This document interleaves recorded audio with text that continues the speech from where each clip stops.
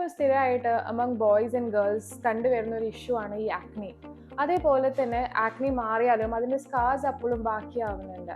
അപ്പം ഇതിനെ നമുക്ക് എങ്ങനെയാണ് അഡ്രസ്സ് ചെയ്യാൻ വേണ്ടി പറ്റുക? ആക്നി സ്കാർസിൻ്റെ ട്രീറ്റ്മെൻറ്റ് പറയുമ്പോൾ ഏറ്റവും ബെസ്റ്റാണ് അതിൻ്റെ പ്രിവെൻഷൻ്റെ ഭാഗമായിട്ട് എപ്പോഴാണോ ആക്റ്റീവായിട്ട് ആക്നി ഉള്ളത് അതിനെ വേഗം തന്നെ ട്രീറ്റ് ചെയ്യാം. എത്ര വേഗം ട്രീറ്റ് ചെയ്യുന്നോ അത്രയും അതിൻ്റെ സ്കാറിങ് ടെൻഡൻസി കുറയും.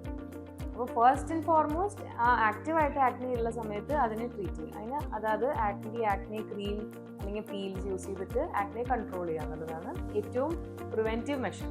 ഇനി വൺസ് ആക്നി സ്കാർസ് വന്നു കഴിഞ്ഞാൽ പിന്നെ നമുക്ക് പ്രൊസീജിയേഴ്സ് ചെയ്താലാണ് ആ ആക്നി സ്കാർ നോർമൽ സ്കിന്നിലേക്ക് തിരിച്ചു കൊണ്ടുവരാൻ പറ്റുള്ളൂ. ഐസ് പിക് സ്കാർ ആണെങ്കിൽ ഭയങ്കര മൈന്യൂട്ടായിരിക്കും കാണാൻ, ഫ്രം ദ സർഫസ് ഭയങ്കര ചെറുതായിരിക്കും, പക്ഷെ ഉള്ളിലേക്ക് അത് ഡെപ്ത് ഉണ്ടാവും. അപ്പോൾ അതിനൊക്കെ പീൽസ്, സ്പെസിഫിക് ആയിട്ടുള്ള പീൽസ് യൂസ് ചെയ്യണം.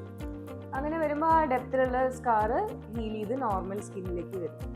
പിന്നെ ഉള്ളത് കുറച്ചും കൂടെ ഇങ്ങനെ പരന്നിട്ടുള്ള type scars, box scar, rolling scars, അതിനൊക്കെ MNRF, micro needling radio frequency, പിന്നെ ഫ്രാക്ഷണൽ CO2, ഈ 2 ട്രീറ്റ്മെൻറ്റ് ഓപ്ഷൻസ് ആണ് ഏറ്റവും നന്നായിട്ട് ഈ കുറച്ച് വൈഡ് ആയിട്ടുള്ള സ്കാർസിൻ്റെ റിവിഷന് ഹെൽപ്പ് ചെയ്യുന്നത്. ഇതുകൂടാതെ കുറേ പേരും ഈ സ്കാർ എന്ന് ഉദ്ദേശിക്കുന്നത് മൂക്കുരു മാറിപ്പോയിട്ടുള്ള ആ കലകളെയാണ്. പക്ഷെ അത് പിഗ്മെൻറ്റേഷൻ ഇഷ്യൂസ് ആണ്.